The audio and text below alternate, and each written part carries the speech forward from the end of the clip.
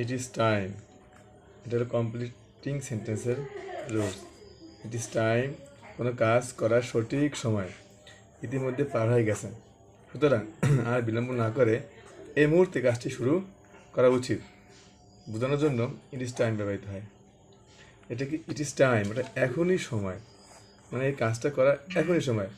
হ্যাঁ, এই সময় কোনো কাজ করার সঠিক সময় ইতিমধ্যে পার হয়ে গেছে, সুতরাং এখন আর বিলম্ব করার সময় নেই, এই মুহূর্তে এখনই এই কাজটা করা উচিত, এরকম বোঝাতে ইট ইজ টাইম ব্যবহৃত হয়।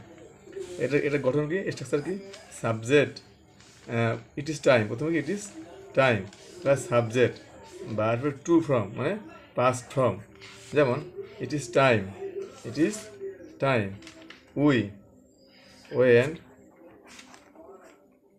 হোম। ইট ইজ টাইম, এটা হলো ইট ইজ টাইম, এরপরে subject we subject, verb two এই go we subject, verb two go went এই পাস্ট ফর্ম, এলো বাকি অংশ। এখনই সময় বাড়ি,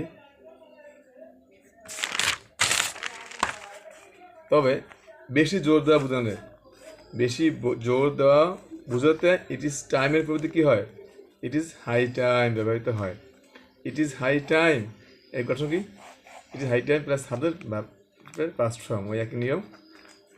যেমন ভার্বের পাস্ট ফর্ম হলো অর্থ কী হইবে, প্রেজেন্ট টেন্সের অর্থ প্রকাশ করে। তাই it is high time we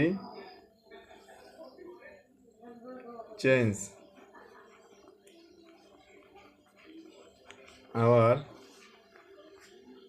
eating habits. তো আমরা কি জানলাম, জোর দেওয়া বুঝতে কী ব্যবহৃত হবে, ইট ইজ হাই টাইম, আর কোনো কাজ করার সঠিক সময় এখনই ইট ইজ টাইম।